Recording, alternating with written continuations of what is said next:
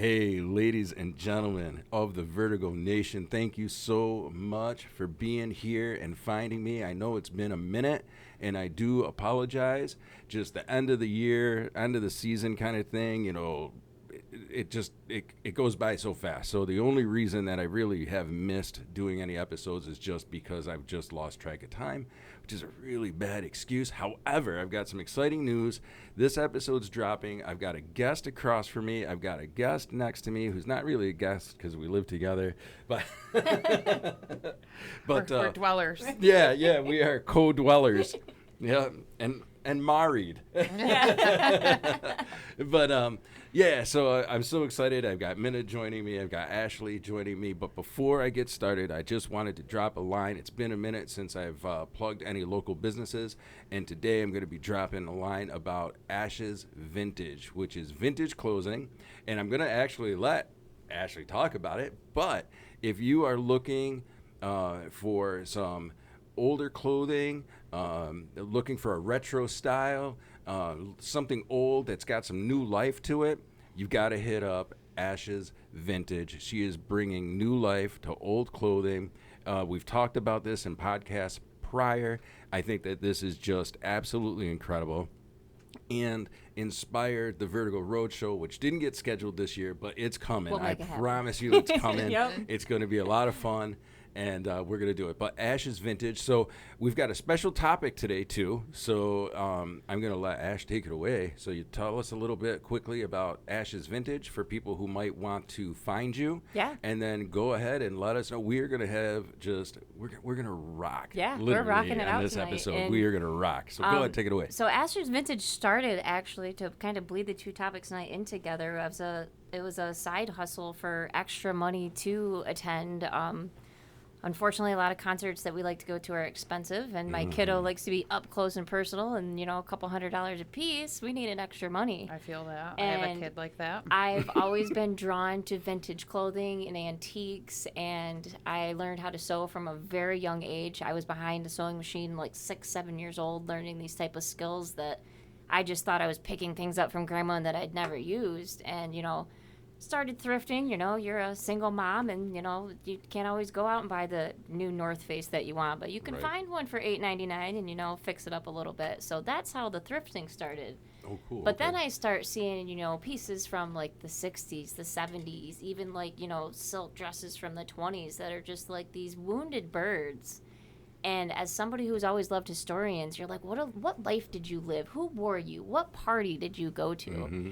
So I started, getting these pieces, and at first it started just for me. I would start getting these pieces and seeing what I could do with my skills and fixing them up. And then the more I did that, I was getting compliments, that looks old, where's that from? And I would start shopping for people. I almost became kind of like a personal shopper. And I ended up running into people that were like, you're really good at this. And, I have a store that it's kind of like a consignment thing if you want to start putting your pieces in there, and it's down in Oneonta. And it just took off. And then during COVID, everybody started doing like online selling, like on Instagram. There's this app called Whatnot, and most of mine I've stuck to Instagram just because it's more personal. Like I can get on there live. They can't talk back, but they can comment. So there's more interaction to it. So I've stuck mostly to Instagram, which has also given me a very organic following. People find me usually word of mouth, or other people will see that they're following me, or I get a lot of shares. So somebody will buy something from me, and I've had people, from wedding dresses to, other special events. I've had pieces on red carpets across the country, and, they'll give me a shout out and I'll share it, and people follow. So I've gotten this organic following on Instagram, so I've just stayed. So hashtag is Ash's Vintage. It's literally ASHES Vintage on Instagram if you want to follow me there. I do lives, I post story sales, and I also will fix pre-existing. So, like, if you have a piece that, I've had people come to me with their grandma's wedding dresses, like, hey, can we alter this to make it my wedding dress? And what an honor. Yeah, that's like, cool. absolutely, That's really cool. For people to trust me with that thing. And so far, the coolest piece, before we get into our topic, their great-grandfather was a paratrooper. And back in the day, World War I, World War II, they had silk shoots. Yeah. And fortunately, he made it home, and he made it home with his shoe. Oh, wow. And back then, they didn't get paid what people do now. They were getting $200 a month, to be dropping out of these planes. And women would make wedding dresses out of those silk shoots. So not only did I get to see something that I've studied in books, but I got to make this into a more modern style dress. And the coolest piece of date I've ever worked with. Just the honor of touching something that safely got this man to the ground. You're right. That That's kept a, good a point. free world turning, came home to his family, and was taken so well care of because silk is precious. And now it's in my hands, and somebody trusts me with that. Was just such an adventure, such a cool story. Yeah. And That's awesome. it's going to be hard to beat that one. Maybe Yeah. one day I'll get to do something for my daughter like that. Yeah, that's so But cool. that one, as a historian and just as somebody working with vintage textiles, like that Yeah, one that right would now is be- the cherry on the sundae Okay. so far. But That's so Yeah, cool. that would be awesome. So obviously people can trust you with their yeah, because that's yeah, huge. That's absolutely. huge. And even I've been getting a lot of local stuff. Like I have this favorite jacket. I was out getting my Christmas tree. I tore a sleeve. Can you fix it? And yeah, drop it off. I'll get it fixed up, and that can continue to be your favorite jacket instead of throwing it away and getting a new one. Funny side note. Okay, real quick. So, I'm trying to get Gia back into school because I want her to experience everything as Yeah, a teenager and right. whatever. So, her Medicaid service coordinator, I guess I don't know her title anymore, but anyway, she's been with Gia since her adoption with us, and so 12 years, and so we were talking about it, and she's like, this lady's crazy. I love her. But she's like, I have my old prom dress. She's got to be, what, in her 50s? Yeah, I would. And she Yeah, goes, I I would think love so. to gift it to Gia to make a prom dress for her because Yeah. she's so little Right. at 14.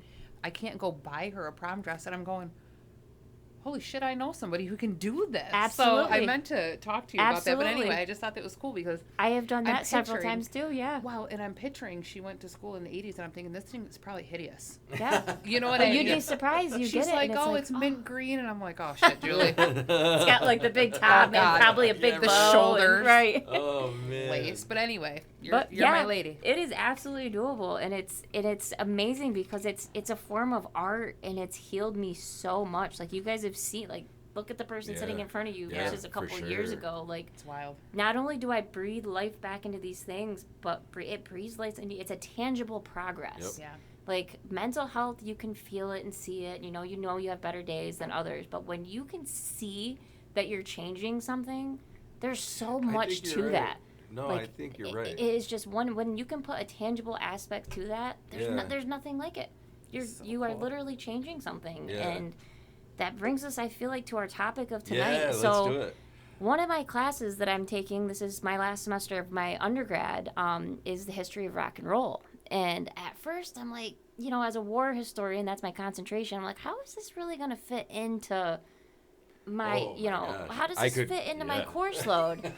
And, once I started thinking about it, I'm like, these people, rock and roll as we know it started in, late 40s, early 50s. And, these are after some big wars, Nope. these guys came home, went from being farm boys to went and fought a war. And if they made it home, they had stories to tell. Yeah, which actually, so just to interject quickly, because if you think about it, prior to World War II, the main music that you heard on the radio was big band. Right. That was the days. Orchestrated, Yeah, that like, was the yeah. days. I can't.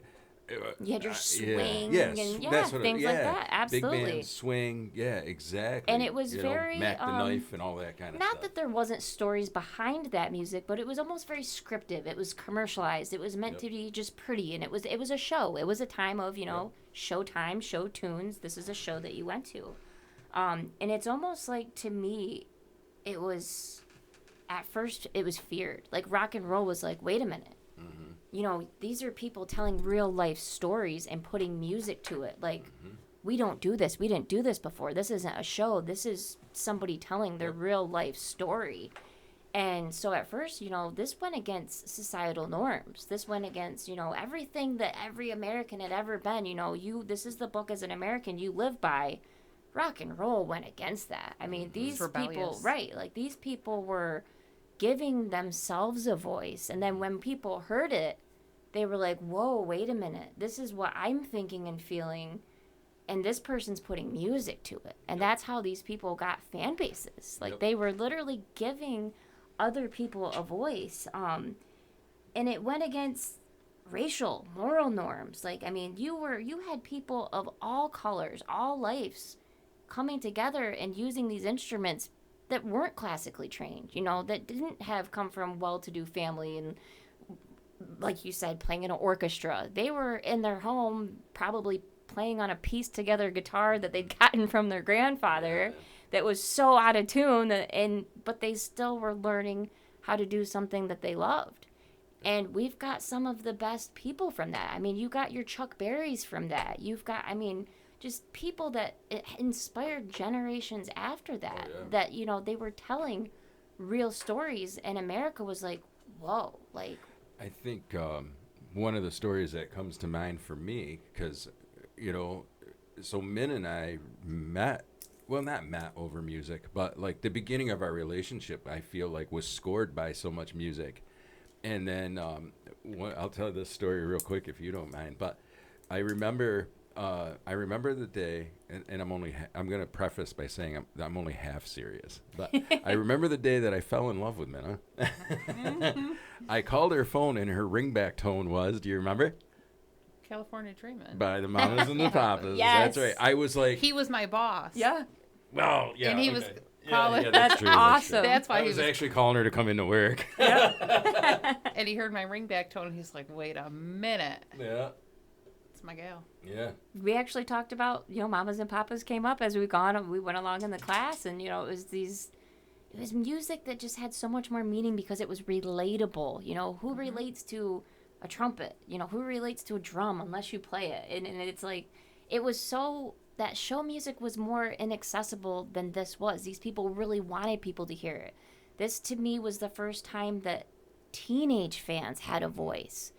And, you know, everybody from religious leaders to political leaders, people were trying to condemn this music as, you know, everything from this is the devil's music, or, you know, down to these rhythms, or these are going to harm these kids, and whoa, they're dancing to it, and they're gathering in these groups, and what is it going to do? So it was, they were fearful for so many reasons, but it was really giving rise to individuality, to freedom. People were learning that, you know, they were learning to speak that had never spoken before, and they were doing it through a guitar. Yep. They were doing it through their lyrics. And imagine if we hadn't had that. Like, there's so much expression, and it was like it was rebellion, but it wasn't necessarily a bad rebellion. You know, at first America was like, oh, it's going against societal norms and everything, but it was rebelling, to me, towards the individual. It was looking for, you know, being your own true self, and not having to conform and to fit into a group. And just by how many little subgenres have come from rock and roll over the ages just shows you, like, how much individuality there is. I mean, country music, love country music, but it is what it is. Pop music, you know, there's been great pop artists, but it is what it is. And then you've got rock music, and it goes from 50s rock music with people like Chuck Berry's rock, to then you've got Korn, and it's like, but let me tell you, Jonathan Davis has listened to Chuck Berry at some point in time, and, you know, and it has been influenced. So it's like, it created a whole new culture. Yep.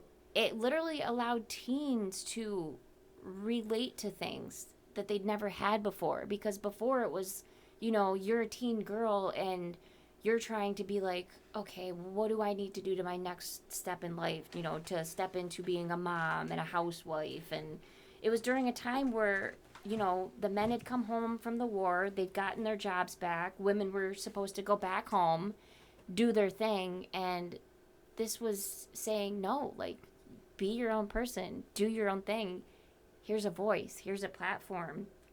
And it was, another thing that was different during this time was disposable income was really starting to be a new thing. Like, before, it was, you know, before World War II, it was, you know, there was, if you had a TV, if you had a radio, you might had to go to, you know, grandma and grandpa's to listen to the radio. And this was like when rock first started, it was the first time where people were starting to have, personal electronics in the home. Like the Yep. kids might even have their own radio in the den. They could listen to their own music, Yeah. and mom and dad can be listening to something else in the dining room and doing their own thing. And so I think that, separated. There was no just family music anymore. It was individuality again. Yeah, it was.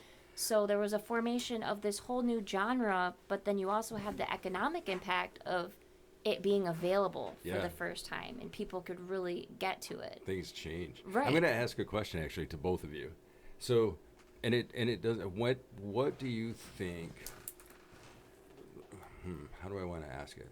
Basically, what importance has music played in your lives? Because I think I talk about this a lot in Vertigo and past episodes, so I'm not going to answer it myself because I think I have. But given the opportunity now to have two guests here and talking about this, like, what do you think? Like, what does music do for you?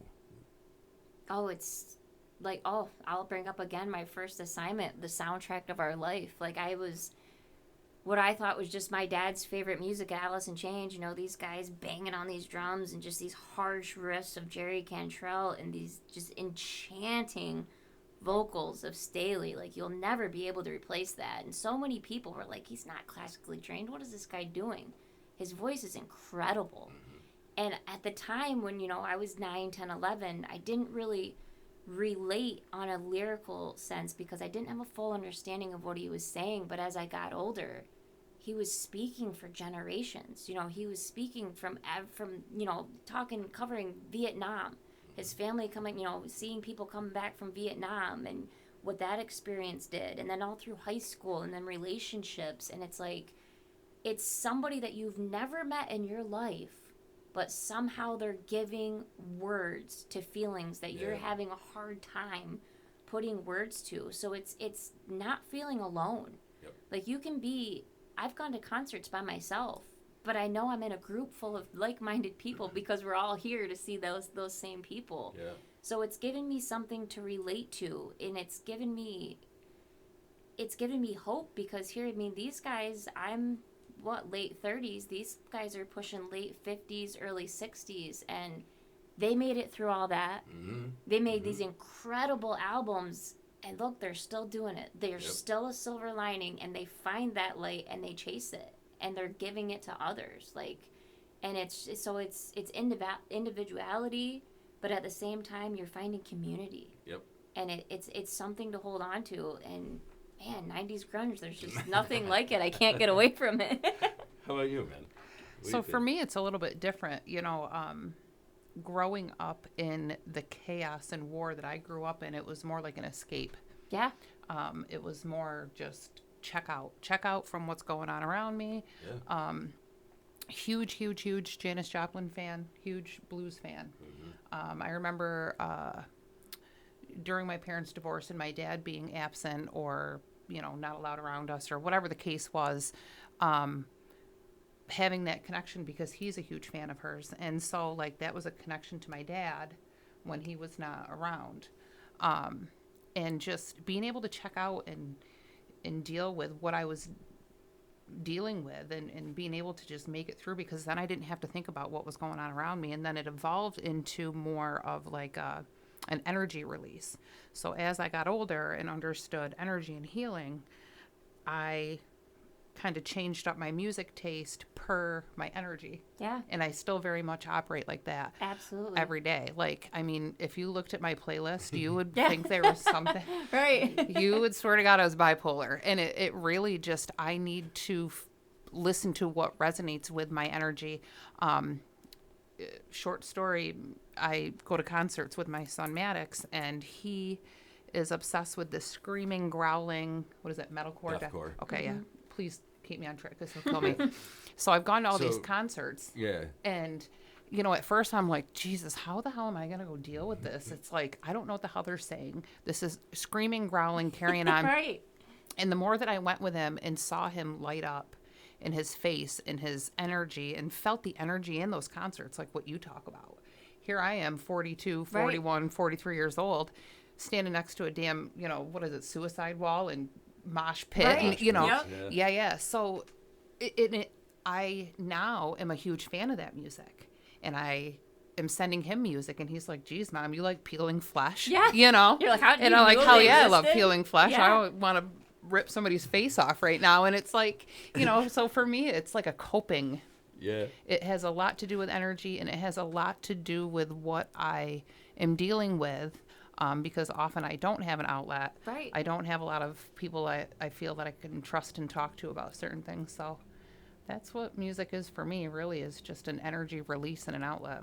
Yeah, and And it's been like that since, like I said, the 50s. I mean, Yeah. you can even look at, so we had what, Brown versus Board of Education going on, and the whole trying to desegregate, and Yep. they started having, what was it, the American Bandstand show. And people were like, oh my gosh, wait a minute, we've got all sorts of colors, we've got all sorts of ethnicities. Yeah. Like, what Well, that's is like going Janis on? Joplin, like Right, and these kids were enjoying themselves. Like, they weren't worrying about what happened at school. They were up there just listening to the music and the dancing. So Yep. what, you know, people may have turned the TV off, but those And kids on well, that and stage Janis didn't care. was you know? huge and It's- controversial because Yeah. she loved the black blues, absolutely. you know, and her inspiration was all black blues singers. And, you know, back in her day, Yeah. you listened to your music and they listened to their music. You didn't intertwine things. And Right. she brought that. She went against it. She went against her town. I mean, she speaks of that in a lot of her music, and Yep. just kind Little Girl of Blue. have Yeah. a lot of people like sticking their nose up at her. And she's one of the most iconic singers that I And there's so many people in songs like that, like All Shook Up. Mm-hmm. People really don't realize what that song was about Yeah. until you sit down and you're like, wait a minute. That's what we're talking about here. We're talking about literally shaking things up, and that's what needs to be done. And it was like they're using their platforms to put things in front of people's faces. Like, listen, the world is changing. Yeah. It needs to change. It doesn't have to be such an ugly, hated and place. pushing boundaries and breaking societal norms and really just Right. saying, no, this is about the music. This has nothing to do with about your politics and your opinions and how it should be. This is about how music feels Yeah. for us as a whole, as a human species. And it definitely huge cultural movements. Yeah. I agree, and I think you'll probably. And I think about it too as both of you were talking and just kind of listening to the conversation. I think too how much music has, kind of tying it to your class. I think, but you know, thinking about how music has changed with times too. So again, you know, the boys coming home from World War II. You know, kind of industry taking off, rock and roll. You know, at that point Yeah, you had mainstream yeah, radio. you had was Johnny coming Cash. On. Yeah. I'm thinking was big at that point in time. Elvis Presley. Yep. You know, so who else? The Big Bopper, Buddy Yeah. Holly, right? And speaking of them, I mean, music went to where the troops were Yeah. and brought. And Yeah, he the was a USO. soldier himself. Yeah. Yeah. But I was just thinking through the backdrop, right? You can see how music changed historically. So when the 60s start coming about, right, and we start seeing the hippie movement, anti-war again, right, Yeah. with the Vietnam War. It was you know, destroying social yeah, order. You you've know, got- it was, we had white artists not only just being inspired by black artists, but they were putting them out there. Yep. They were having them open for Yes. them, Yeah. and even featuring them. And Elvis was a huge one. I mean, Yep. he's in downtown Memphis and places that people were like, whoa, this Yeah. is going to ruin your career. And he's like, listen, this is where I've learned, how to play. how This to- is yeah. where I'm learning what These I'm are my doing. roots. Right, Yeah. exactly. And, he was in the deep South. Yeah. They're like, this is Jim Crow's still very much going Oh, yeah. on, and Elvis Yeah. is deep in it, and putting out a song called All Shook Up, and people are thinking it's having to do with his hip shaking, and I'm like, sit down and listen to what he's saying. Yeah. He's breaking, he's shaking up Social norms. society, and Social norms. he's snow globing it, like, Yeah. and Yeah. it's management knew what he was doing. They were like, I'm sure there was some conversations that Oh, I'm sure. were off record, like, listen, this is gonna hurt your career, but I mean, did it? Look at the man. I Yeah. mean, No, I mean, right. it's like Yeah. he blew up, and it's like it connects people on so many different levels. Like, my daughter's 16 and I'm 38. Like, there's so many ways that we're different, but when we go to concerts, man, Yeah, like, that's kind of you and Maddox. we That's are Maddox just and I. we're Yep. one. Well, because I'm like, you know, I'm all self-conscious going, I'm going to go stand in this crowd full of like, Watching Lorna Shore. right. Yeah, You right. know, like, and I'm standing there like this 43-year-old woman. I mean, do I look like Yeah. I fit the part? Do I, you know, I'm going to stand out like a sore thumb. Right. And I didn't. But and when you get there, it's like you absorb each other's energy. Those and are the my people. emotions, and then like when a song comes on and the lighters go up in the air, whoa! Yeah, like man. I'm a hot mess. Yeah. Like Yeah, Like- it's like I'm like thinking about it too. It's like I can think of so Maddox and I got to go see. heavy hitters. Well, I was thinking before that we got to go to Buffalo and Oh, yeah. see Motley Crue, Poison, oh man, Def Leppard, Joan Jett. best of right? the hair. Right? And so Yeah. right.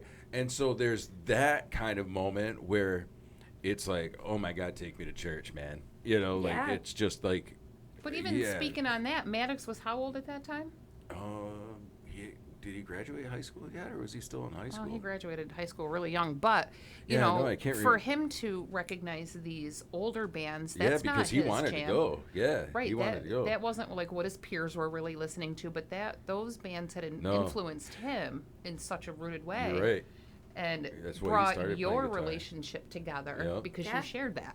Well, Right. and if he was a trooper, man, because we went to Buffalo, saw that concert, drove back from Buffalo for him to hop in a car, go back to Buffalo to see Metallica the next night. But Yeah. anyway, where I was going with that is, so like, you know, you have this movement. It's like a cultural revolution. Yeah, right. But then on the flip, we went and saw this band called Heavy Hitters in Syracuse, which is, you know. It's not deathcore, but it's in that. Right. I'm just gonna keep it simple. Yep. So deathcore.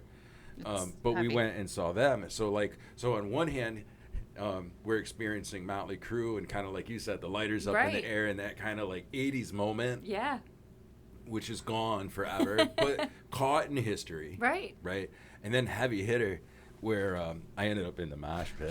He texts me, he goes, Mom, you need to come get this guy. He's at a mosh pit. I said, that man is 50 years old. Pull him out of that damn mosh pit. Yeah. He's got to work tomorrow. And it's like it's almost like it's like made its impact in history as like it's like a youthful culture, but there's Only generational for a stuff minute. in there Only for too. a You minute. know, it's like it can take you back, and it's just there's Get me to a Right. Pantera show. Bets are off, man. and it's like it's almost impacted itself as like a challenge to traditional like morality in America. And it's like no matter how old you are, you can go there and you just you know you might only be able to be in that mosh for a few minutes, but you're in there and you're with them Yeah, because you just and feel you're that there. Well, and youthfulness it brings me and- back to, I have a newspaper article for when Jerry Garcia died. Yes. Oh, So my yes. dad is a huge hippie, obviously, and so there was a candlelight vigil held for Jerry Garcia, and we made the newspaper. I still have the clipping where we're all sitting on the ground with our candles and sitting with our dad. You know, we were young. We didn't know really who the Grateful Dead was because, Right. you know, we're kids. But we joined all these people in this man's death and mourned his death and had a really good time. And like I said, I still have that newspaper clipping, Yep. and it was like one of my fondest memories. Gives me goosebumps, actually. Yeah.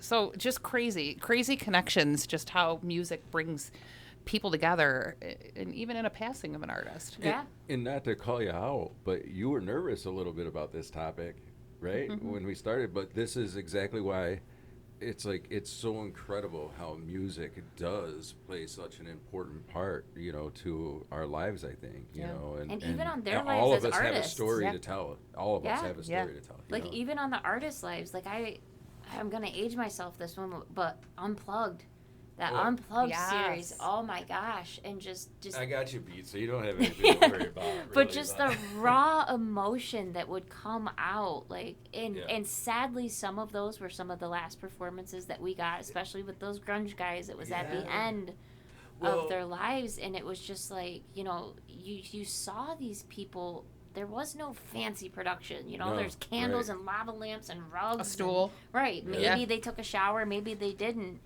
and just watching those to this day gives me goosebumps, and it's like, So I'm going to ask you, all right, and I'll give you a minute to think about this, but what is the most memorable Unplugged that you saw? And I'll ask you the same. if you ever watched it, I'm sure. But It's gonna be Alice in Chains. okay, Alice in It's Chains gonna for you. be just Lane Staley when he came out and the pink hair and the sunglasses.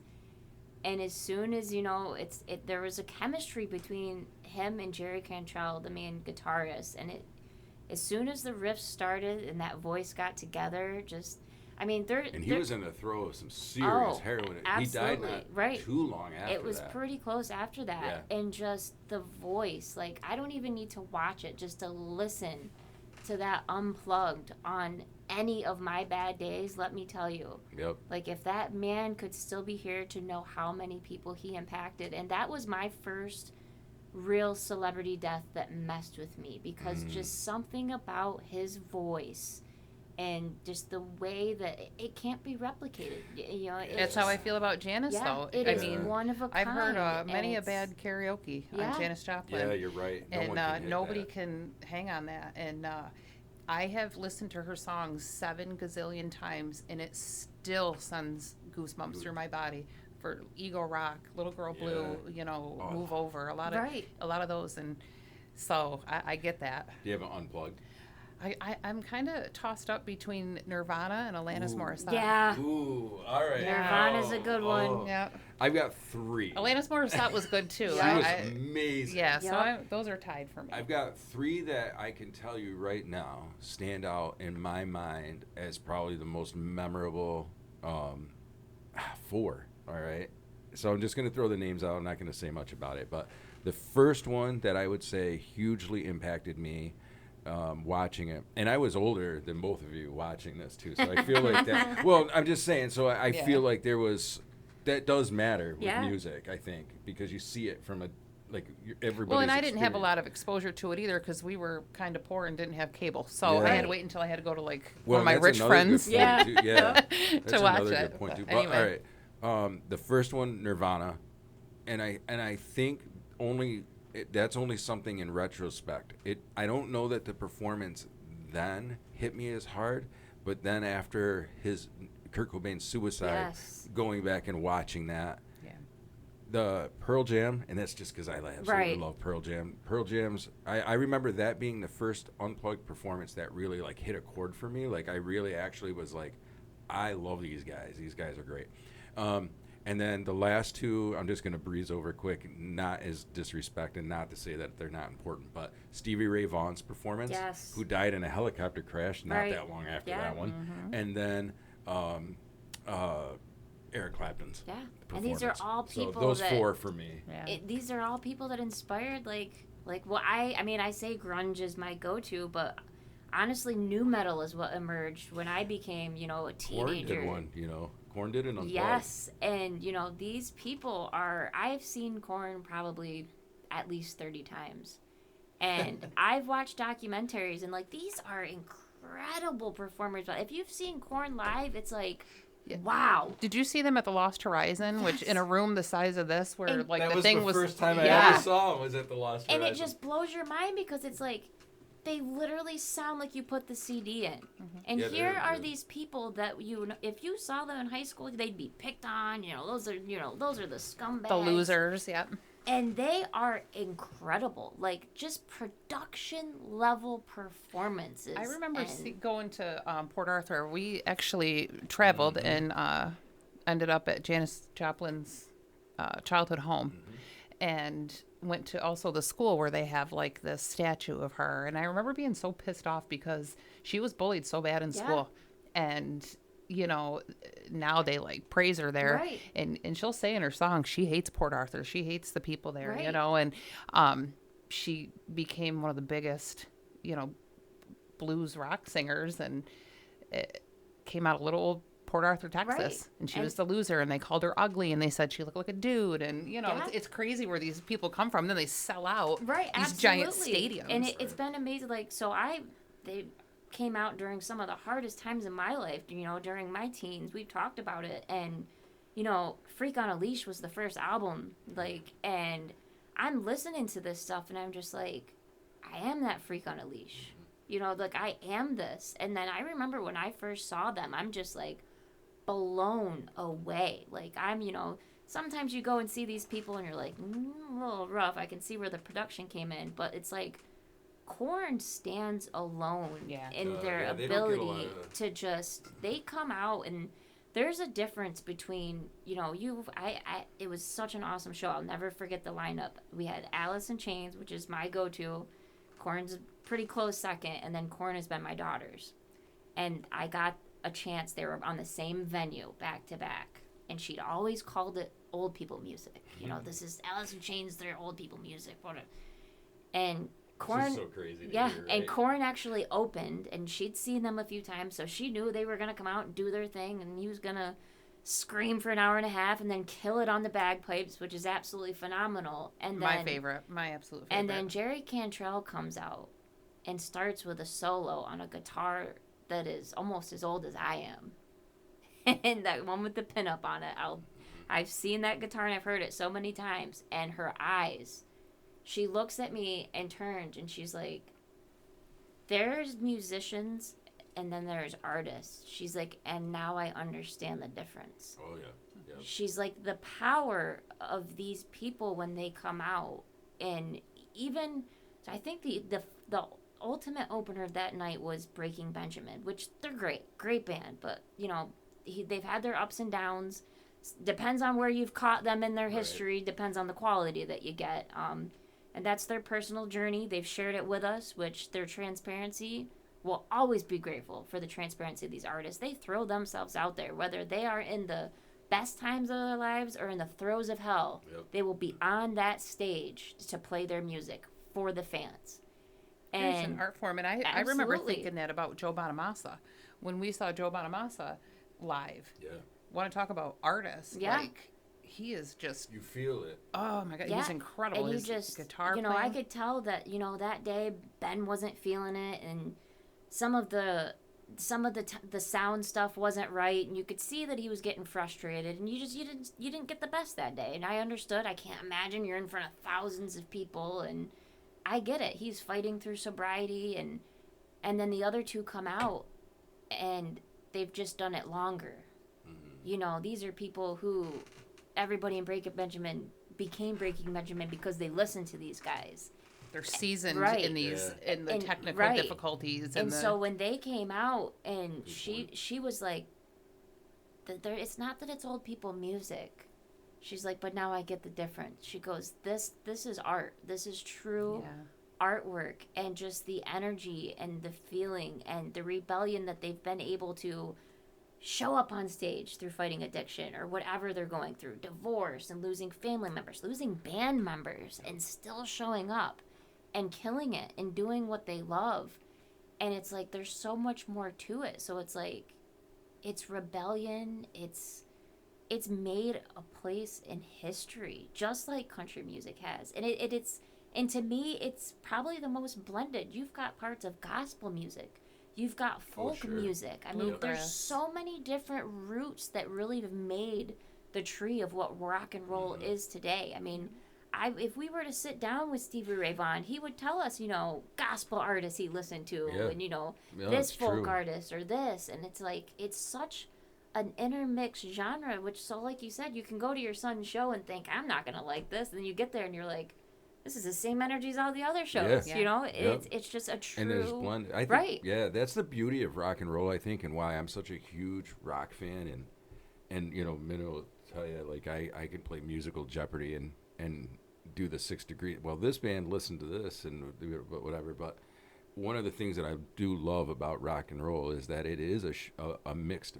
Everybody's influenced by something slightly different. Right, and then they there's made it no their other own. genre, in my opinion, like that. Absolutely. Hip no, hop. like blues is blues-ish. Hip hop is hip hop, Yeah. right? It sound like. Yep. I'm not saying that The the little artist. subcategories are Yeah, smaller. right. Yeah, Yeah. exactly. Yeah. And I'm not saying it's not art because I Right. love it all. I mean, I talked And about even Wu-Tang rock's Clan pulled on even this, them but in. right. I mean, look at Run DMC and Aerosmith. Right. Yeah. Right. I mean, it is just wild that rock is just, it takes pieces of everything and they're exactly. like, Melts it what together. can we do with it's this? a bigger melting pot, I Yeah. think. Which I think is why it's so big in America, because America is a melting pot, to kind of tie Yeah. it to the history part. Absolutely. Yeah, it's like, so rock and roll is a melting pot but so is kind of, I can see Yeah. why it's so big in our culture. And I it's guess, you know? it's so big in American culture that, I mean, look at like the quote unquote British invasion. They had to come over here to really get things going. I mean, Well, yeah, yeah. Britain was like, oh, of course we love these guys. They're killing it over here. These are, let's rep for the home team. But when the Beatles and stuff came over here, Ozzy. I'm right. I mean, there was Yeah. girls fainting in front of the stage. They were just like Peeling their Funny face because, off and Right. crying. I don't know if it was Paul McCartney or John Lennon, but they said Beatlemania is what ruined the Beatles. right. It's so and it's crazy just to like they me. just It's didn't so crazy. expect like what it was like literally like a tsunami of Yeah, music is it what was I can nuts. like it At to. Shea Stadium in 1964, I think. Yeah. Real quick, Ozzy Osbourne was I'm still reeling over the passing of Ozzy Osbourne. I know. Oh, I feel like my it family hurt. member died for It sure. hurt. Yeah, Yep. that was crushing Yeah. Oh. to me, and I yeah. guess I didn't realize until he passed, His unfortunately, impact. Yep. how much and like the Osbourne show was great and whatnot, but I was older when that show came out, so it didn't. It wasn't as novel and new. To me, right. he was this Black Sabbath guy Yep. and the solo, obviously, and so seeing him in the Osbournes was kind of like, okay, that's that's Right. Ozzy. See, where for the right? show for me, that was that was my house. Right, Yeah. and, right, and that's Right. what Yeah. so that's what's I loved his cool. music, but that was my right, house. but that's what's cool is he brought he had The realness. right. He had people who weren't fans of his music, but he found him so Yeah. endearing because his house felt like their house. And then there were people like me who his music resonated with me, and so. But yeah, I think he was that was the one celebrity, and no other celebrity really has impacted me, like that. I think. Yeah. And I don't know if you watched the final show, but just the bands that came together. Yeah. And what I thought was really cool incredible. about that too is there was one part, man, and I couldn't believe it. Like I actually got choked up watching it. So Ozzy was doing "Mama, I'm Coming Home." Yes, Oh. I was just singing that in my head. Yup. Yeah. Getting goosebumps. And, Yeah. and he was struggling. Yeah. Yeah. And Zach Wilde Yes. was singing it with him. Yep. And I am they getting both knew. goosebumps They right knew. now. Yeah. But I remember because Zach actually, so after Ozzy passed, you can go back and reference. There's a YouTube clip of Zach talking about that particular performance, that particular song. And he said, I noticed the boss was struggling and I had to jump in and help him. Yeah. But when you watch the show, you never got that. Right. You just saw him singing. But the goosebumps, the moment that it created was it was just fucking incredible. Yeah. It really was and incredible. that's why I think I really resonate with new metal, because around new metal is when you started having Ozfest and things like sure. that, and it was like almost a rejuvenation of the festivals that were born in like the 60s and 70s that were meant to bring Yeah. people together. And I've had the honor of going to Ozfest I and never got to go. seeing all of these different bands and trying to map out, okay, I gotta leave during this set so I can run across this muddy field and get to this set. So it was, Ozfest was amazing to me in his career because he lived through the beginning of what a music festival in America was, and then watched it kind of dissipate and fall apart to like the 80s arena shows, and everybody just kind of went back to their own thing, and it was all about selling out these big stadiums and arenas.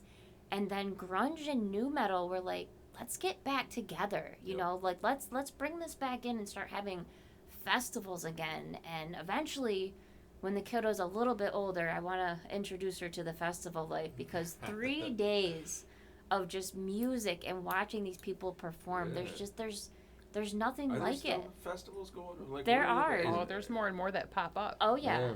They just brought Oh, back yeah, there the was a tattoo and yeah. metal one that I remember that you had. See, and I had talked to Maddox about it. He's not about the festivals because he just Yeah, he likes what he likes. he likes what he likes. Yeah. Yeah. Where I don't think- the ADHD helps with the just knowing that I want to listen to these guys over here, but these guys too. Yeah. Right. And they're playing. You know, you got to make these decisions. Yeah. And And yeah. some of them, like at So- first, I was turned away from, like the Warp Tour they're trying to bring back, and it's Yeah. not the same as it was. But the good thing I'll say is they're blending different genres, which is what rock does. Like they're Yeah. bringing in like they'll have an electric artist, or they'll have like a kind of pop artist, and they'll have a rock stage, and it's allowing people to get these exposures, and ultimately they're there because somebody was influenced by them. Somebody on that venue was like, hey, here's this band, let's get them here so you guys can hear you them. experience Right, this, right? exactly.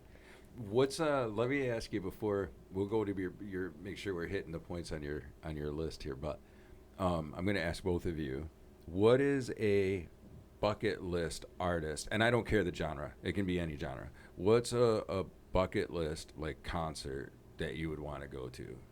Oh, man. I don't even know anymore. Yeah. Most of them are probably gone. Yeah. I mean, Johnny Cash.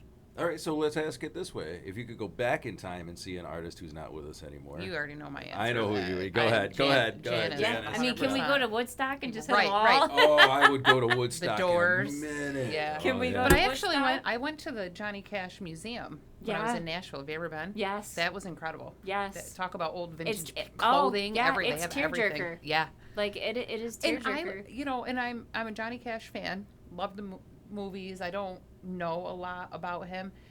And so I went there with a girlfriend of mine, Tanya, who's a huge fan of his. And I'm thinking, okay, well, we'll just go do this and go get lunch. I walked in there not expecting to feel the energy that I felt. Oh, yeah. I was blown away. It was incredible. He definitely You learn was. about the person behind the Yeah. music, and Yeah. the music becomes more meaningful when you Yeah. learn about their story. Yeah. He definitely was a common man's, man. Like Yeah. he wrote music for just. So currently, I think I'd want to Yeah. see Tool. I'd Oh, love to see You Tool. have to. There are actually, Rob Zombie. I do White believe Zombie. they are making a new album. There's lots of little eggs being dropped here Yeah. and there. But Tool's performance at Ozzy's last show, just he kills it. I mean Maynard's Maynard still is the an man. absolute Yeah. just magician. I've always wanted to see Tool, and I I've would never go see. been They're able on to. I've never gotten to see them. You will I've you will heard- cry. And, yeah. and You yeah, will they're, cry. They're You one of will my be mad. You favorite will bands. feel all of the emotions, Yep. and And I I've can heard just. that. And my daughter, again, when she was younger, was like, "What are you listening to?" And now that she's seen the artistry from Yeah, the they're videos, even incredible. like I Yeah. remember with Yeah. how mad people were when their videos were making it to TRL, and they're like, "Why? You're This letting is our evil. This kids is watch scary. this?" This is Yeah. And I'm like, first of all, look into claymation. Look how hard like I stop know. motion is, Yes. and this is a whole story. Like even the video, Oh. the music video itself was revolutionary when they came out. Yeah. I just remember watching, and like you had a song, but then you had a whole cinematic masterpiece Yes. that went Yeah. along that sometimes told its own story. Yeah. And I'm starting to see some music videos come about. I mean, most of it's just kids jumping on cars and rappers and girls and whatever. But there's a lost art in the music video because There is. when we were younger in the good days of MTV, before it was just reality shows, like a lot of these bands were making their own videos too. So Yep. not only are they writing their music, performing it, producing it, but then they're You're getting making a these visual. visual masterpieces. Which brings me to a good point on perception, because I remember, The Pot by Tool. Yeah. I mean, one of my favorite songs. That brings me to a crazy place. And not anything of what I thought. And then Sean had explained to me what the song was Which I about. hate- And I'm Yeah. going, and I'm going, I wish I wait a didn't. minute. And it didn't ruin it, because No, I know. but it's like the different perceptions. And, Right. in understanding, what this song was about, and then they turned that story into something so Well, that's- fucking intense. Yes. And for me, anyway, that song is very intense. It is a very For me, brings me, to some childhood trauma type stuff, and then I learned what it was about, and I'm like, well, that doesn't. Yeah, but that's the beauty. So first But of all, perception and Yeah. energy and things like that. you have to know. So Maynard is an odd fellow. Oh yeah. And he did an interview where he talked about writing that song, and he talked about what he was writing at that time. But, and so what it was, he was pissed off at Led Zeppelin. At the time, Led Zeppelin was in a legal battle because they had stolen a lot of American blues, Muddy Waters, Yep. whatever. And so that song is actually a fuck you to Led Zeppelin. And that's why, like, it says eyeballs deep in muddy waters Right. is a direct. But the beauty of Maynard is you'll see him 3 years later in an interview, and they'll say, tell us about The Pot. And he'll say, it's about family trauma. Right. You know what I mean? So that's the thing. He doesn't, so It just you connects know, differently. I think Yeah. that's the thing. And what I love about him as a lyricist and as a true poet, I think he's one of the last Just true American poets, Artists, like just is he has the ability to write lyrics that will mean something to you. And Right. then you'll talk about what it means to you, but it'll It's be completely completely different to for me. you. Yeah. And then and that's just absolutely incredible. and then the instrumentals behind it. Like Yeah. if you take the lyrics out of a Tool song and you Yeah. just I listen couldn't to get the that. instruments, I couldn't man. get that to play loud enough in my Yeah. car. Yeah, I it's wanted my still- face to Yeah. rattle Right. off. I still We am still like, listen to I'm it. still messing in the Durango. Like, where Yeah. is it? I need the bass. And yet, 46 and 2 is that for me. It's like, why isn't this going higher? What do you mean it stops at 40? I So need why- this to vibrate through my organs right now. yeah, Yeah. And so why we're talking about Tool and that song and the Tool song for me is Jam By. Yes. And to me, like it's so crazy, because to me that song is just like a spiritual awakening, is what that song is for me. And Oh, so yeah. like so all these different Yeah. experiences, same band. Oh yeah. Right? I mean, it's just it's incredible. So- and Tool just so Tool is on your bucket list. It's my bucket Yeah, list. we You have to. We're going. Yeah, We're yeah. getting the road trip. Yeah. You have to, because it is just it's the visual, the instrumental, the lyric, and their energy. Yeah. There's nothing Oh, like yeah. seeing him live. Like Yeah. I like I said, I cried. Sometimes I was mad. Yeah. I mean, you I are could in see the that. throes I of could see- everything, yeah. and you can feel their energy too. Yeah. Just Yeah. the level of artistry on all of them, and I mean, there's nothing like Carrie on the drums. I could listen to just him Yeah. and Yeah. and feel so much meaning behind what they do. Yeah, they all play with a lot of passion. Oh, I think. they're and just and it's that's one of the things incredible, that the come talent. through. And Yeah. even Slipknot. Like I remember, people being like, how can you listen to this? And I'm like, there's people, there's people that make music off of a keg in that band. Yeah. Like he Yeah. plays a keg Yeah. as a percussion Yeah. instrument. Yeah. And then for you, like, please tell me Corey Taylor cannot sing. What? Have you listened to one of their Well, songs? And like, that's such a miss. So, Lorna, let's go back to the deathcore for a minute. Yeah, Lorna Lorna Shore. Shore. So, Will Ramos with Lorna Shore, actually, who like does all these crazy, and actually this is crazy because you could describe the vocal stuff better than I can because of your tie-in with that. You've seen more of that music live, but like the pig squeals and I don't even know the name of all these Right. vocal They're tricks. like guttural toilet bowl screams, and they've got all. toilet bowl scream, right. That's what they're called. Yeah. I know. It's crazy. But anyway, and then so he just released, not just, it's a couple years old already. But he released a YouTube series where he was singing Sleep Token songs, Yes. singing Yep. them. And so it's such a misnomer that they're like, oh, these guys scream because they can't sing. No, not at all, actually.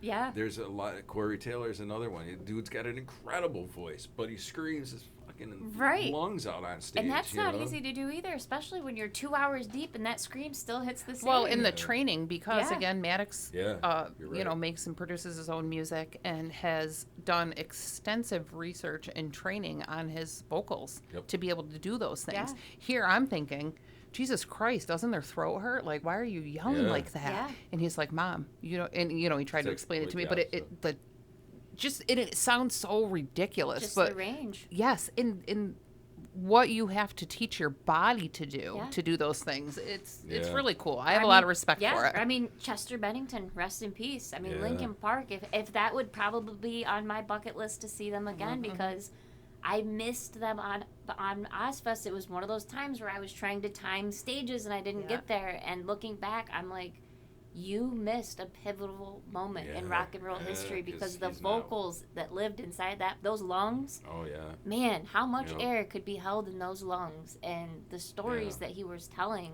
they will live on forever. They're timeless. It's Yeah. struggle, it's mental health, it's addiction, it's all sorts of Yeah. things. And it's like, I mean, from Chuck Berry to Linkin Park, like, I mean, these guys have solidified American history as like a cultural And how impact. quickly, how quickly too. If you think about, there hasn't been a lot of time, honestly, from. I mean, our parents are living proof of this, right? Our parents are older Yeah, than rock and roll music. Yeah. Some of them. Right. or as old Right. as rock and roll music. Think about that, you know, And because look how much it's changed. yeah, and that's where I was going with that. Yeah. Thank you, for keeping my ADHD Yeah, intact. my She listens significant to the show, so she Yeah, knows so that I she's know. got a pull. Reel 'em my in. significant Get other back. was, doom scrolling on Facebook and sent me this thing earlier, and it was they put, they were doing vice versa. They were putting Corey Taylor's voice to Dolly Parton songs, and then vice versa, and it worked. I love that. On TikTok, I And watched it that. was No shit? Yeah. I've never heard of this It before. was Yeah. incredible because I'm just like, you've got two completely different parts of rock. I mean, I consider some of Dolly Parton rock and roll. Of That's old course. school rock and roll. I mean, Yeah. she'd be on my bucket list too while we're adding it to it. No, that's, yep, you're right. And Yeah, when you I know. was watching this mashup, I'm like, this works. Like, I'm hearing Dolly Parton talking about shoving her fingers into her eyes. And it works. Yeah. I'm like, what is this? Yeah, right. And it was amazing to me because I'm like, they're so different in their, the specific aspect of the genre. But then, like you said, going to the Johnny Cash Museum, if you've ever been to Dollywood, I'd always known she came from very humble beginnings. But when I went there, they have, so I took my daughter on vacation You have and a replica of her. house. Yeah, and it's like a- it's tiny. It's like, I wouldn't even call it Yeah. a 2-room house. I mean, it's literally the size of this studio and this next little room over. Wow. And it's just this tiny thing. And coat No of running water. yeah, they have. She has a song called "The Coat of Many Colors," and what it was is they couldn't afford her coat, so the mother had scrap fabrics from all over and made her this quilted coat, and they actually have a replica of that there too. And to me, that as working with textiles, that song has always had kind of meaning because I grew up, was very fortunate to know my great grandparents who lived through the Great Depression, who did have to make clothes from, feed sacks and things like that. So I could picture these things happening, but to see the coat in person and put that with the story, Yeah. I was like, oh my gosh. So when I'm hearing, Corey Taylor's vocals to Dolly Parton, and I'm like, are they really that different? No. They could 6 degrees right. of separation. I'm like, they all could times. really sit down, I have a feeling, and have a conversation and really relate to each Yeah. other. And that's what rock and roll has done. It's united so many different people, whether, it's race, it's where you come from, it's your walk of life. I mean, you can have millionaires and people who scraped up the pennies from their last paycheck at the same concert. Right. They do joke about like old deadheads are Yes. now like Yuppies. yuppies. Yeah. Yep. Yeah, because there's a what is it? It's the Don Henley song. Saw a deadhead sticker on a Cadillac. I said I'd never look back. Never Yeah. look back. Yeah. And then the Ataris redid it, and they said, Yeah. I saw a Black Flag sticker. Did they say a Cadillac? I believe it's I think something they like said that. I saw yeah. a Black Flag. Black Flag's a punk band. Yeah. So, which is that's my, I think, music Yeah. in general. Is just punk Oh, music. I just Ramones. love, and I mean all of it, from skate punk to No pop punk. FX, MXPX, all of them. Yeah, I mean- yeah. For me, I can't do the punk thing. I'm very sorry. No, for me, and I know That's not my jam. I know, and I wasn't gonna bring it in because I know. No, bring it that- in. Bring it in. But That's I all mean, you. Bad Religion, Social Yeah. Distortion. Social Distortion is another one if you haven't seen them live. Man, the I want energy. it. They're so here's a quick tidbit, and then I'll make sure we get your, because we got to do this for your project, right? But We can do this all night. Yeah, I know, right. I know, but it's so crazy because Bad Religion went out on tour with Social Distortion when Bad Religion was a young band in Yes. 1983. Fast forward, I think the tour already happened, so it kind of stinks because I missed it. But they were on tour together again, and it's the first time I believe that they were on tour since those then, early days yeah. in California. So that would have been a really cool.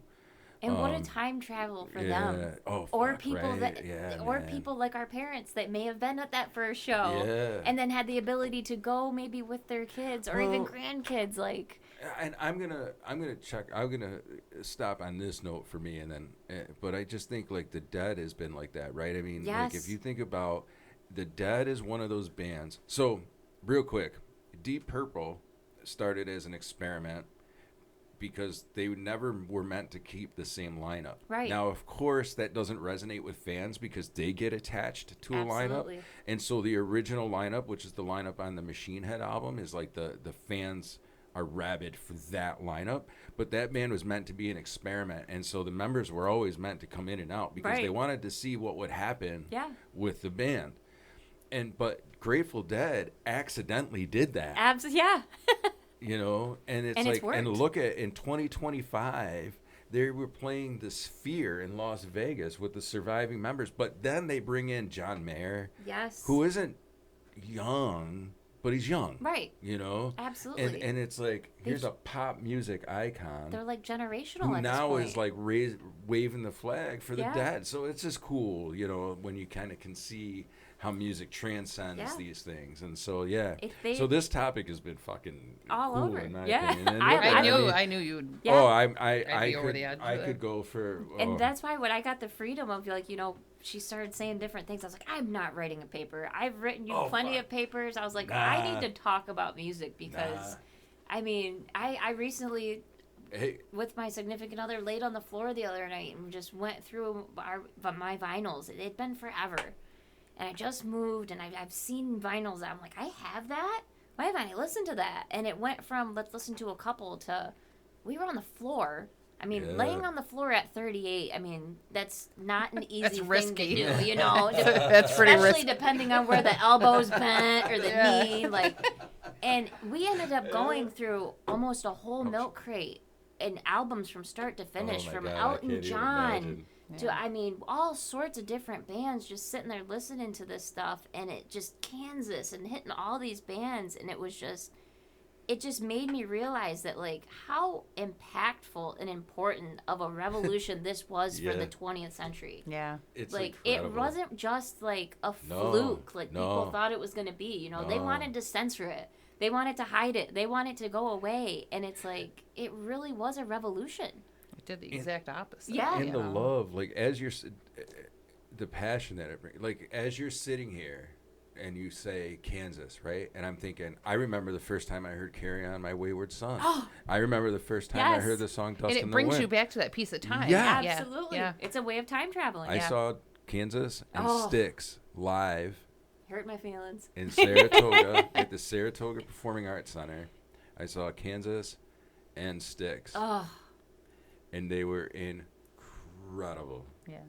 Incredible. And this was the 90s when all that music. Right. So the 90s, like, I don't know. Well, the 90s is when they did Woodstock 2, which was. right, which we was won't even a talk about complete that. That's a shit different show. episode. Right. Yeah, fuck that. I don't even really want to even talk about it. But, you know, they said it was the whole, you know, Grateful Dead were huge. I remember in high school. Yes. Like the Grateful Dead being a huge. And I graduated in 1994. Oh, there was whole groups of kids. You know. Like, those are the Deadheads. I know they're the Yeah. Deadheads now. With They're the hemp current- necklaces right. until So they rot funny. off. There it is, right? Right. That's a Funny Deadhead story. right there. Funny story I played ice hockey, and on the back of my helmet I had the dancing bears. Yeah, that's Yes. right. Yeah. You did. Yes, Yeah. yes, yes. Because we still have that helmet still kicking around with us. Yeah. It's probably out in the shed. Yeah, Yeah. yeah. And even now, like I said, my daughter's 16, and last school year, one of her friends is a Deadhead, Yeah. and I came across this old tattered blanket that somebody definitely made themselves. I could just tell it was pieces of corduroy, pieces of old Dead shirts. So it's probably been at shows. Yeah. This has probably been on the ground with somebody Yeah. partying, Yeah. and it was a wreck. And I made her this little crossbody bag out of it. Oh, that's cool. And That's so she's cool. worn it to Yeah. school every day since she's Aw, got that for that's so for awesome. that That's birthday so present. cool. So I'm like, the life that whatever those fabrics that made that Yeah. blanket, and now it's living on to be, you know, it's generational. They're a generational band, so it's like rock and roll has done the same thing. Yeah. They wanted it to go away in the 50s, and it's just It just evolved. And we Steamroll. can even have a whole other podcast on what rock and roll has done to fashion. Oh, Oh my yeah. God. You know what I mean? I Absolutely. remember my dad being a hippie, and you know, Yeah, I mean that goes. I mean, yeah. but That's he such a would good take me point. to like shopping at places like Underground Leather. And, Yes, the you know, freedom, the Yeah. expression, Yeah. the just being able to do whatever you want to do, and it's the like wave of what it did in so many different Well, areas. Here's a great story on that, actually. So Slash, the guitar player for Guns N' Roses, his parents were fashion designers Yes. for Jimi Hendrix. yeah. And so that's look at how, his and style. that was his introduction into rock and roll. And if you look at his style, you can see Yeah. kind of the mirrors. I mean, he took Yep. pieces and made it his own. I don't know if I have to quote but I got that from Slash's own book. Yeah. So just go out and read it. But shout out to all Shameless these plug. guys and the women, the men Yeah. that Yeah. have just made this genre Well, possible. and there's the other thing too. I mean, and so there's so many things, and we're going to have to do a part 2 to this because yeah. I think, for real, there's so many things that rock and roll has done. One, it broke down some boundaries of race, right? Because Yeah. we have a music that was predominantly black, that then is the birth of rock and roll. Right. I mean, if it wasn't for blues music, and if it wasn't for Chicago blues specifically, Yeah. Muddy Waters, the guys that decided to plug it in, Yeah. we wouldn't have rock and In roll. That's Detroit. where that came from, right? Yeah. But then if you think about it too, women, right? Yeah. Because rock and It roll was a expanded masculine, opportunities. right? Right. Masculine, and then you had Janis Joplin who broke in. She, I think, was one of the first female Furniture artists first. that I can Right. think of that really broke into superstardom. Oh, she was a headliner at Yeah. some of the first Monterey main Pop, right. you know. One of the first main. She pushed shows. major boundaries to get Yeah. there too. Yeah. The walls that she broke through Yep. to get to Because where without she her, was. we wouldn't have. So we got to kind of give a nod to Grace Slick. Yes, I was too. just about to say. Yeah, Grace That's- Slick with we gotta- Jefferson Airplane. Can we later add that onto my Starship. bucket list if Yeah. I could go back in Yeah. time?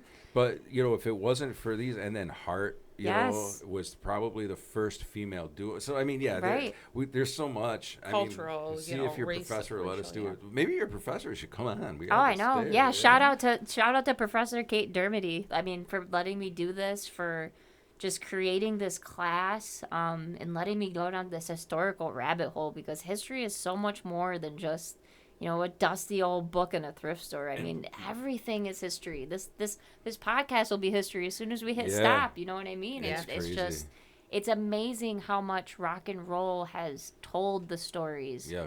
over the 20th century and now on to the 21st century. Well, and it's done so much. I think for we talked about it in just an hour, but it's been therapy. It's a place where you can come together. It's a place where you can rage out. It's a place where there's just so much to it. It's just incredible. Music in general. I mean, I live and breathe music. I love Yeah. music. I don't really care the genre if it speaks to me. Kid Rock actually had a quote inside of his what was that album? It had Cowboy on it and Ball with a Ball and all of that. But anyway, he said, if it's how did it go? If it looks good, you'll see it. Yep, If it sounds good, you'll hear it. But if it's real, you'll feel it. absolutely.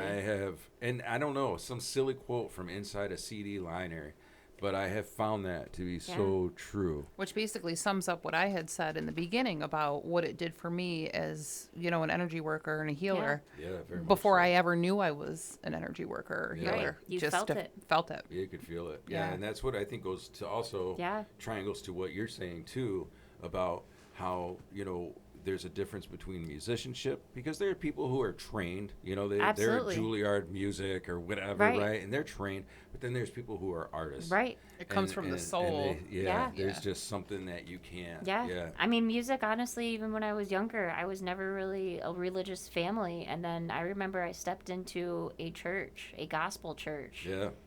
and I was like, whoa. Like, We did that. Incredible.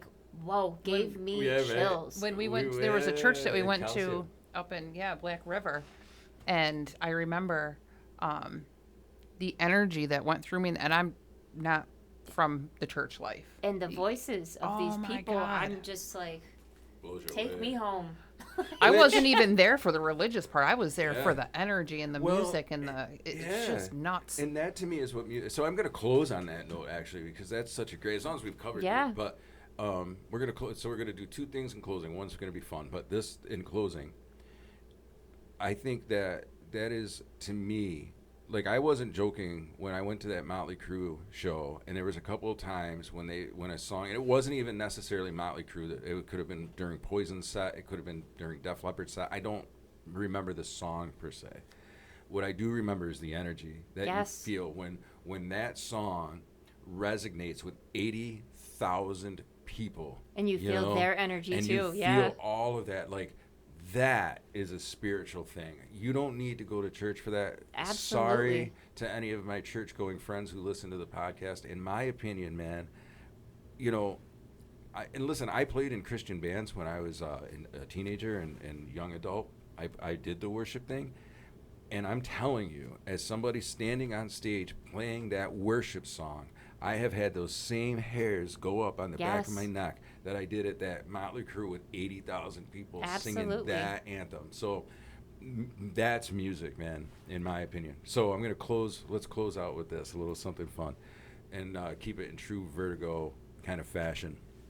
So we got to do the segment. This has been a new segment, man.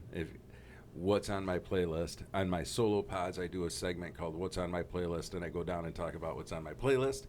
So I am going to start, and I will tell you what's on my playlist. I have been on a huge industrial kick. I think I was just telling you, man, the other day I made so far my industrial playlist is up to 153 songs, and it's about 9 hours long. I can listen to it all day at work, which I'm allowed to do, which is absolutely incredible, and never hear a song repeat. So I have been on industrial, specifically Marilyn Manson, Rob Zombie, Static X, in that order. I have just been absolutely, and Scum of the Earth, who is actually the guitar player for Rob Zombie's band, and it sounds a lot like Rob Zombie, so that would make sense. So that's what's on my playlist. We'll go this way. Man, what's on your playlist? So I don't have a lot of opportunity to listen to me. I listen to spa music all day. Yeah, you do. But that's not what's on your playlist. That is certainly not what's on my Yeah, I bet playlist. not. So I go to the opposite end of the spectrum and I listen to the death metal and Yeah. the metalcore stuff. Which I'm so proud in a sense, because I never would have guessed. Like when we first, Matt, we did connect over music, but I would have never guessed that we would ever be talking about death metal and deathcore in our conversations. So No, that's my jam. I go to the gym every morning, and that is the energy that I feel and need to get through those early morning gym sessions. FFWS, I think, is the song that comes up a lot by Peeling Flesh. Yes. FFWS. Face fucked with a shovel. Love that banger. Yeah, so that's my thing, and it's funny because I can only listen to so much spa music before I just want to Right. And it's funny because there'll be times where I'll say I just need to go around the block. Yeah. And I'll get in the car. How often do I do it when I'm so overstimulated here with spa music? Yeah. And I'll just go on a rage, like a 3-mile rage music spin. Yeah. But so that's on my playlist is a lot of metal stuff. Maddox would be very proud of me. Yes, you would. Mine's probably going to catch you off guard, just because this time of the year reminds me of, it was always spent at my grandparents' house. And 80s, 90s country music just makes me think of riding around with my grandfather. So, literally, I'm looking at Alan Jackson and Brooks See, and I Dunn. gotta tell you, a lot of people mention country music, and if I go out with my girlfriends, we go to the bar and it's all country. Right. I don't like country music, And I never do, and it's. but I love Randy Travis, Dolly Parton, George Strait. Yes, This time of the year, old stuff. It connects me to riding around in his little Nissan that he had the suicide knob with the picture of me and my brother. Yeah, And it just reminds me of him. I can do old country like that. And Old country and even older country. I mean, throw on some Waylon Jennings. Yes. And I'll listen to that all day. yes, I can do that. That's the other thing. As you're sitting here thinking, I'm like, I'm going, wait a minute, man. Alan Jackson and Randy Travis is an old country. That shit was hip when I was a kid. We're old, bud. Yeah. We're old, buddy And then I'm boy. like, So 30, so when 40 I years say ago. old Yeah. country, I'm thinking like Waylon Waylon Jennings. Jennings. And so anyway, Yeah. there we go. Another conversation about how it Yes. transcends. But I want to thank you so much Yeah, for coming thank in you. and sharing this topic. This is so up Vertigo's alley. I knew it would be right up you And, guys' alley. Oh my God, yeah.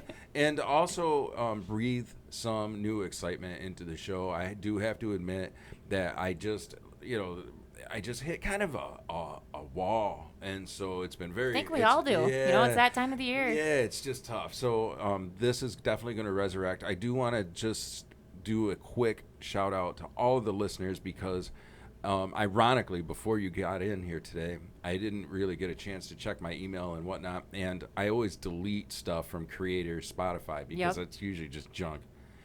But today I happened to open it, and I actually got an award for Vertigo being a hit show of 2025. Yeah. Now, I know that they probably give that award out to many, and so, I'm taking that with a grain of salt. But it also is just a nice kind of self-reflection to think like, yeah, we worked hard Yeah, on Vertigo. absolutely. You were part of that journey as Yeah. well, Min as well. And it's So, well-deserved. yeah, so Yeah, thank you to all the congratulations. thank you, Yeah. and thank you to all the Vertigo listeners for your support. And as always, I hope this episode has made your head spin. Keep tuning in. More guests on the way, and more solos will follow. Thank you again.